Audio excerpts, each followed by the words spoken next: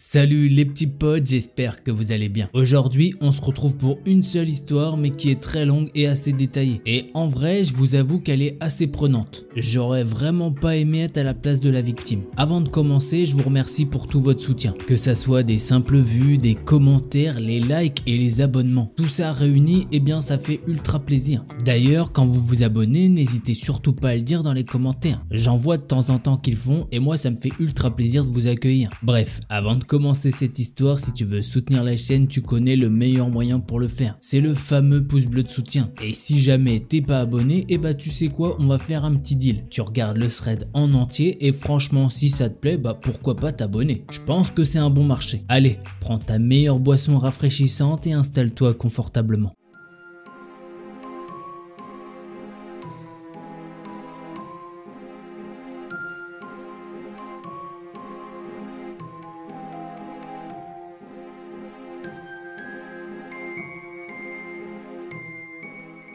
L'histoire que je vais vous raconter, c'est celle d'une jeune fille qui se nomme Lisa. Elle a maintenant 25 ans, mais son histoire s'est passée il y a de ça 3 ans. À l'époque, elle a donc 22 ans et elle habite à Lyon pour ses études. Elle a un petit travail le soir dans un bar à tapas, situé vers la gare de Perrache. Elle finit généralement le travail vers les 23h ou minuit. Ensuite, pour rentrer chez elle, elle nous dit qu'elle doit prendre la ligne de tramway T2. De base, elle prend le tramway direction chez elle et elle peut rentrer dans son petit studio. En parlant de la ligne, justement, c'est une ligne assez animée en journée et pendant les week-ends, puisqu'elle passe par plusieurs arrêts importants de Lyon. Mais elle nous dit que le soir en semaine, c'est plutôt calme. Et ce soir-là, justement, elle en profite qu'il n'y ait pas beaucoup de monde dans ce tramway. Elle se place dans un carré avec 4 places disponibles et elle se met contre la fenêtre. Lisa met alors de la musique dans ses écouteurs et commence à regarder dehors. Les arrêts s'enchaînent et elle arrive à celui nommé Jean Massé. La plupart des gens présents dans le wagon descendent pour prendre une correspondance et quelques personnes montent dans le tramway. À ce moment-là, Lisa est dérangée dans l'écoute de sa musique, puisqu'effectivement, il y a un homme qui vient s'asseoir à sa diagonale dans le carré. À ce moment-là, Lisa se fait la réflexion que c'est très chiant, puisque oui, le wagon est quasiment vide et que le gars il aurait pu s'asseoir n'importe où. Mais que non, il est venu s'asseoir très proche d'elle. Le tramway redémarre et Lisa se replonge dans sa musique. Au bout d'un moment, elle commence à se sentir mal à l'aise et elle finit par relever la tête. C'est là qu'elle voit que l'homme dans son carré la fixe dans les yeux, sans même paraître gêné de se faire prendre. Il fixe Lisa calmement, sans cligner une seule fois des yeux. Et justement, c'est ce dernier point qui met Lisa mal à l'aise. Mais bon, vu l'heure, elle se dit que l'homme est probablement alcoolisé et qu'en gros, il doit pas forcément se rendre compte de ses actes. Lisa baisse alors ses yeux vers son téléphone pour mettre une musique plus entraînante et passe le temps. Quelques arrêts plus tard, elle finit par tourner la tête pour regarder par la fenêtre. Comme il fait tout noir dehors, Lisa peut voir l'intérieur du wagon se refléter dans la vitre. C'est là que Lisa se rend compte que l'homme la regarde toujours. Elle essaye de cacher son malaise en lui adressant un regard énervé pour lui signifier qu'elle l'a vu et qu'il devrait arrêter de la regarder comme ça. Pourtant, l'homme ne réagit pas. Il cligne simplement des yeux sans détourner le regard. Lisa se dit que ça y est, c'est bon, elle en a marre. Elle décide alors de se lever pour changer de place. Mais à peine elle essaye de sortir de là que l'homme lui bloque le passage en mettant ses pieds sur le siège devant lui. Le problème, c'est que Lisa, elle peut pas escalader ça. Déjà parce que ça fait une bonne hauteur et surtout que la plateforme est déjà surélevée de base. À ce stade, Lisa commence un petit peu à paniquer. Elle jette un coup d'œil autour d'elle pour attirer l'attention de quelqu'un.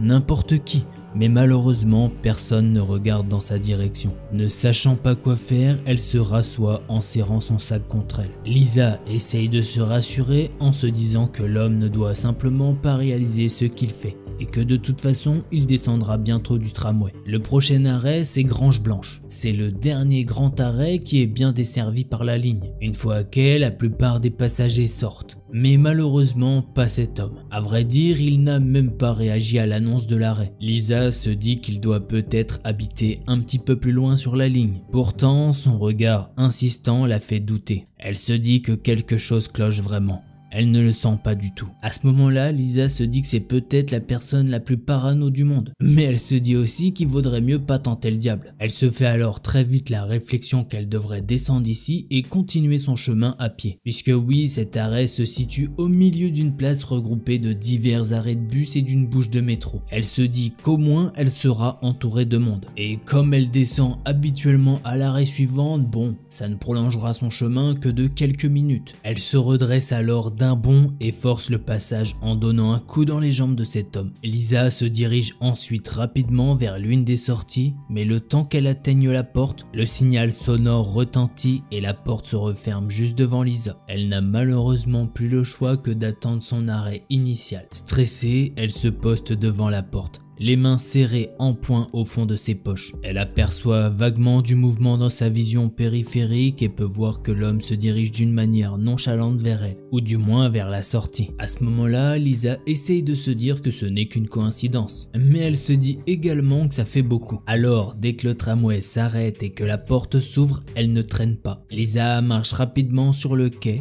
sur les rails qu'elle doit traverser jusqu'au trottoir qui la fait rejoindre la rue. Pour rentrer chez elle depuis cet arrêt, il lui faut tout d'abord traverser une rue avant de descendre une longue rue en pente qui longe un hôpital. C'est une rue relativement large où le côté droit permet de rejoindre plusieurs petites rues perpendiculaires. Le côté gauche de la route suit simplement le mur du bâtiment jusqu'à son angle de la rue en contrebas. Il faut aussi préciser que Lisa descend un arrêt qui n'a rien de notable. C'est un arrêt quelconque qui permet de rejoindre des habitations grâce à diverses rues. L'entrée de l'hôpital est située à l'arrêt précédent et mis à part une sortie pour les ambulances, eh bien il n'y a rien. Donc si quelqu'un descend à cet arrêt, eh bien c'est qu'il doit retracer plus ou moins exactement le trajet de Lisa. Comme elle nous le dit, normalement si tu descends à cet arrêt, c'est pas par le fruit du hasard. Quand Lisa arrive au niveau du feu rouge piéton, elle tourne brièvement la tête derrière elle pour s'assurer qu'elle est bien seule. Évidemment, ce n'est pas le cas. L'inconnu du tram est descendu du tramway et se dirige maintenant vers elle. Malheureusement, elle est obligée de traverser à cet endroit et elle ne peut donc qu'attendre de pouvoir traverser. Les voitures passent les unes après les autres. L'homme se rapproche de plus en plus à chaque pas. Elle sent la panique monter en elle progressivement. Elle pense que c'est à ce moment-là qu'elle a vraiment réalisé que cet homme l'avait dans son viseur et qu'il risquait clairement de s'en prendre à elle. L'homme lui inspire un profond sentiment de malaise, ce qui lui fait comprendre que quelque chose cloche. Alors le voir se rapprocher pendant que son instinct lui crie de décamper lui procure une sensation affreuse. Quand le trafic ralentit, Lisa ne tient plus et elle finit par traverser sans attendre que le feu devienne vert. Elle se met littéralement à courir de l'autre côté de la route et continue sa course dans la rue en pente, celle qui longe l'hôpital. De là, elle ne peut plus le voir clairement. De même pour la route qui est pentue. Elle ne sait pas où se trouve cet homme. Elle sait que c'est stupide, mais elle s'arrête alors de courir et elle fixe le haut de la rue. Elle a besoin de s'assurer que cet homme ne la suit plus. Et aussi pour une autre raison, c'est qu'elle a besoin de reprendre sa respiration. Elle a le cœur qui bat la chamade. Elle attend quelques secondes, sans bouger, les yeux rivés sur le haut de la rue. Mais rien. Lisa en profite pour sortir son téléphone de sa poche et de ses doigts tremblants, elle appelle son père. Il lui répond quelques sonneries plus tard et son timbre chaleureux s'atténue lorsqu'il comprend qu'il se passe quelque chose de grave. Lisa lui explique comme elle peut tout ce qu'il vient de se passer, sans rien omettre. La voix de Lisa tremble tellement que le père ne comprend pas l'entièreté de ce qu'elle vient de lui raconter. Mais il semble avoir compris l'essentiel. Son père lui demande alors si elle est rentrée et qu'elle est bien en sécurité. Lisa lui répond que non, qu'elle se trouve dans une rue pas très loin. Sans perdre de temps, son père lui demande si l'homme est toujours là. Lisa jette un coup d'œil en haut de la rue et elle aperçoit une silhouette qui commence à descendre. Et pas de doute, c'est bien le même type. À ce moment-là, Lisa pense qu'il ne l'a pas vu de suite, étant donné que cet homme s'est arrêté quelques secondes et a balayé la rue de son regard. Tout ça avant de se remettre soudainement à accélérer le pas. Lisa a juste eu le temps de chuchoter à son père. Oui, il est là. Son père lui dit alors de courir et de ne pas s'arrêter tant qu'elle n'est pas rentrée. Lisa fait ce que son père lui a dit de faire. Malheureusement, Lisa a quelques problèmes de santé. Et de base, c'est pas forcément une fille très sportive, ce qui fait que généralement, après quelques foulées, elle est épuisée. Mais là, C'est comme si la peur lui donnait des ailes. Elle descend la rue comme une fusée, le portable serré dans sa main et la peur au ventre. Le seul regard qu'elle va faire en arrière lui apprend que l'homme s'est lui aussi mis à courir. Et même si Lisa est terrorisée, cette information lui donne encore plus de force. Arrivée au bout de la rue, elle tourne à l'angle comme une dératée et poursuit son chemin jusqu'au premier passage piéton. Mais cette fois-ci, elle ne s'arrête pas. La rue est déserte et elle trace sans même regarder autour d'elle. Lisa continue de courir jusqu'à arriver dans sa rue, puis enfin devant chez elle. Là, elle ouvre très lentement son vieux portail en tôle qui grince et le referme aussitôt. Lisa a le cœur qui bat si fort qu'elle l'entend pulser dans ses oreilles et le sent à travers tout son corps. Cachée derrière son portail, elle essaye de reprendre son souffle tout en écoutant le moindre bruit venant des environs. Lisa a l'impression qu'elle ne va jamais y arriver tellement elle panique. C'est juste affreux, mais elle fait de son mieux. Une fois un minimum calmée, elle reprend son téléphone. Le père de Lisa semble mort d'inquiétude. Elle lui dit que ça va. L'homme ne semble pas l'avoir suivi. Étant donné que le portail de Lisa ne se ferme pas à clé, le père de Lisa lui demande de se mettre à l'abri. Et Lisa s'exécute. Lisa habite le premier étage d'une maison dont le rez-de-chaussée est pour l'instant inoccupé. Une fois la porte fermée, Lisa commence à raconter en détail tout ce qui vient de se passer à son père. Le père est terrifié autant que Lisa. Ils vont alors discuter pendant quelques minutes. Minutes pendant lesquelles elle va trouver le courage de bouger de son entrée. Toujours au téléphone, elle allume la lumière qui éclaire le côté de sa chambre au salon de son studio et elle s'avance vers la grande fenêtre. De celle-ci, Lisa a une bonne vue sur son portail et de la rue qui s'étend derrière lui. Lisa regarde brièvement par la fenêtre et ne cherche pas quelque chose à regarder en particulier, mais elle va couper court à la phrase qu'elle était en train de dire à son père étant donné qu'il y a quelqu'un sous le lampadaire en face d'elle. C'est cet homme, il est là, dehors, juste devant l'appartement de Lisa. La seule chose à laquelle pense Lisa,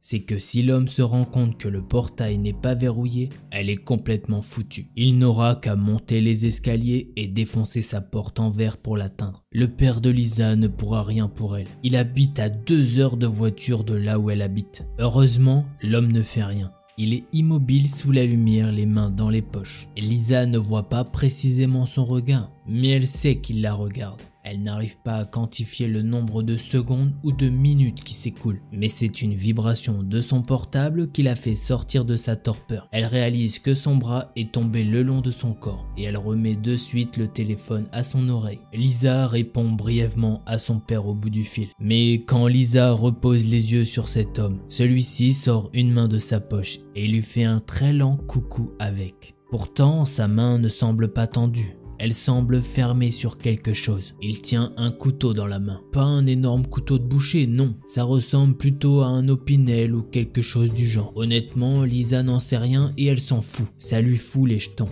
Et elle commence à fondre en larmes sans pouvoir s'en empêcher. Ce qu'elle ressent n'est même plus de la peur, c'est de la terreur. Le père de Lisa ne cesse de lui hurler, de lui répondre. Mais la gorge de Lisa est tellement nouée qu'elle n'arrive plus à parler. Tout ce qu'elle est capable de faire, c'est de fixer cet homme et l'objet qu'il tient dans la main. L'homme a fini par remettre sa main dans sa poche. Il n'a rien fait de plus, il a tourné les talons et il est reparti tranquillement, disparaissant de la vue de Lisa. Après ça, elle ne sait pas combien de temps elle est restée à fixer l'extérieur sans être capable de détourner les yeux, terrifiée à l'idée qu'il puisse revenir. Le père de Lisa, quant à lui, a directement pris la route tout en restant en haut-parleur avec elle pendant le trajet, au cas où il se passerait quelque chose. Lisa et son père se sont rendus au poste de police le lendemain matin. Malheureusement, rien de positif n'est ressorti de tout ça. Aux yeux de la loi, la seule chose répréhensible, c'est que le gars porte une arme blanche. Et malheureusement, comme Lisa est incapable d'identifier formellement l'homme, cela ne servira à rien de lancer une enquête selon les policiers. Lisa pense qu'elle a rarement vu son père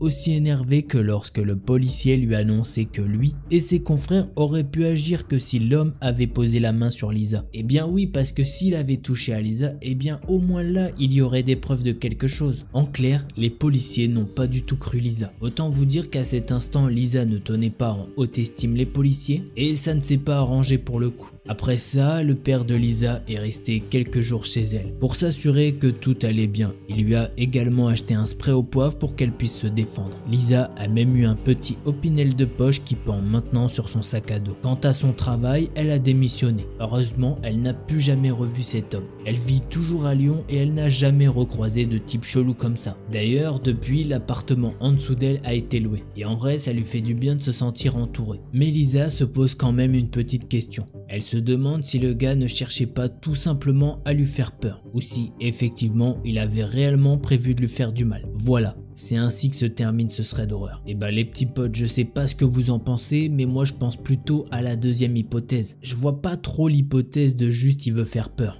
Malheureusement, je pense que Lisa, elle essaye de penser à cette hypothèse histoire de pas voir le pire. Je sais pas ce que vous en pensez, mais je pense que le gars il aurait pas été très gentil. Qu'est-ce qu'il aurait fait et jusqu'où il aurait été? Ça, j'en sais rien, mais je pense pas qu'il se serait posé devant Netflix et chill. Bref, Lisa, si jamais tu passes par là, eh ben on t'envoie un maximum de force. Si jamais vous avez kiffé la vidéo, n'hésitez pas à le faire savoir en mettant votre meilleur petit pouce bleu. En vrai, ça prend quoi? 2-3 secondes à faire. Par contre, je vous assure que faire cette vidéo là, ça prend pas 2-3 secondes. Donc merci à ceux qui le feront. Et pour ceux qui sont pas abonnés là, je vous avais dit quoi en début de vidéo? Et bah ouais, t'es à la fin de la vidéo et je pense que t'as plutôt bien kiffé. Donc si jamais tu veux en voir plus, eh bien je t'invite à t'abonner. Allez, en attendant la prochaine vidéo, portez-vous bien. Tchuss les petits potes. Et ouais, pour ceux qui restent jusqu'à la fin, vous avez peut-être remarqué qu'au début de l'intro, j'ai dit prends ta meilleure boisson rafraîchissante. Et puis le chocolat chaud, bah ouais, il commence vraiment à faire très chaud. Allez, des bisous à vous. Hey, don't you run away. Please stay. Stay with me. If you don't come play with me, then we will kill you.